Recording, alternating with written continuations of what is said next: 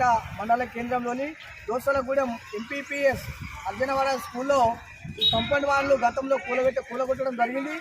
నేటి పౌరులే రేపటి పౌరులు అని మీరు చెప్తున్నారు, కానీ ఇక్కడ ఉన్నటువంటి పౌరులు బయటకు వెళ్తున్నారు కాబట్టి బస్సులు పోంగా రాగా అవకతవకలు జరుగుతున్నాయి. చిన్నపిల్లలకు వారి ప్రాణాలతో చెలగట్టమడుతున్న ప్రభుత్వం తొందరనే దీని కాంపౌండ్ వాళ్ళు మంజూరు చేయవలసిన బాధ్యత ఎంతైనా ఉంది.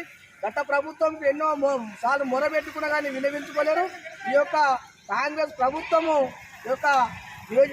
ప్రభుత్వం అయిపోయినటువంటి ఆది శ్రీనివాస్ కూడా దీని మీద చొరవ తీసుకొని ఈ యొక్క కాంపౌండ్ వాళ్ళు తక్షణమే మంజూరు చేయాలని తెలంగాణ మాలమానాడు పక్షాన తెలియజేయడం జరుగుతుంది.